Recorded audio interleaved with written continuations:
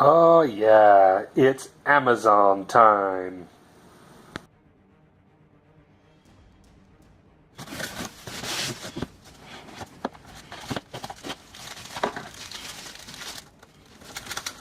Look at that. My new scope.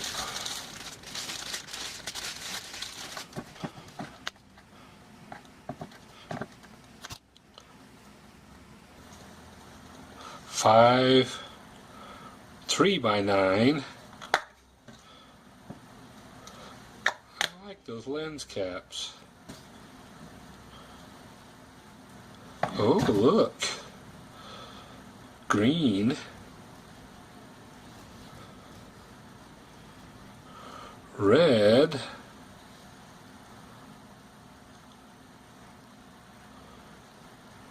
That's pretty cool.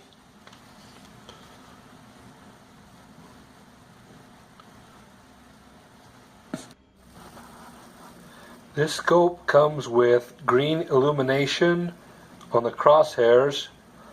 Plus I like all of those little bars down there so you kind of guess how far you have to shoot for longer shots. It also includes the red illumination, and I just realized there are 6 different levels of illumination for both the red and for the green. So you can have the red light on there a lot, or you can have the just barely turned on. And well, I guess I'm not a very good hunter or scope man. I don't even know what this thing is. Came with the scope. Maybe it's eye relief or something like that for people who put their face too close to the scope. I don't know. Okay, so here we have our scope. We purchased on Amazon. This scope comes with its own mounting brackets. We have a little .22 rifle here. This cheap little scope is broken, and it works, but it's not good. It's kind of cracked right here. First thing we're going to do is remove this scope. And since it is a straight slot screwdriver, we're just going to remove these mounting brackets here. And that comes off pretty simple. So I'm not a gunsmith or anything, but that was pretty easy. Here's the new mounting brackets that came with it. Oh, crap. This rail is only half the size of these brackets that came with it. I guess it's time to go back to Amazon. Alright, so we've got these new mounting brackets from Amazon. They may or may not be a little bit heavier, I don't know. They come with an Allen wrench instead of the easy finger on and off nuts. You can see that the mounting brackets are a lot smaller. So we're going to take this rifle and we're going to mount this right here on the rail.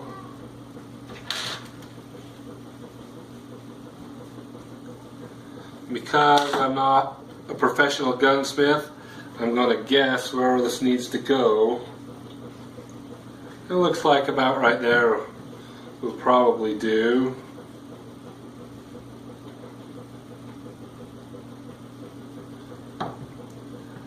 And the other one.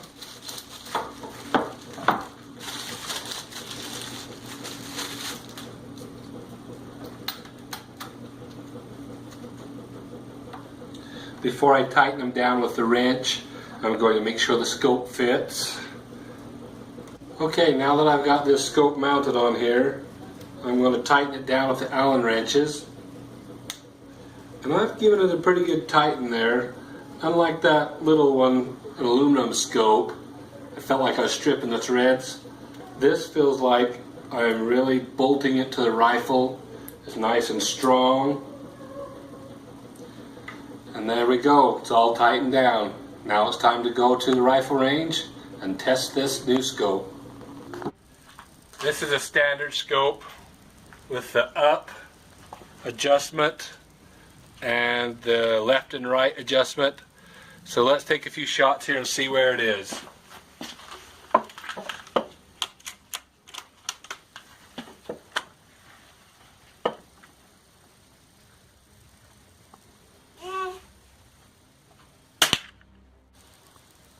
Well, looks like so far we're hitting way to the right and just barely down. So we're going to take this to the left. By undoing these caps, right here it says left, turn clockwise. 1, 2, 3, 4, 5, 6, 7, 8, 9, 10, 11 clicks. Let's see what 11 clicks does. Looks like the first couple shots were way over to the left. The last shot was right here, so we still need to go left and up just a little bit. It looks like 11 clicks didn't cut it, so we're going to go up to 16. So it was off 25 clicks. We clicked it in, dialed it in till right there. That is size of a thumbnail. I think that's good enough. We had to come up about 10 clicks and over 25 clicks.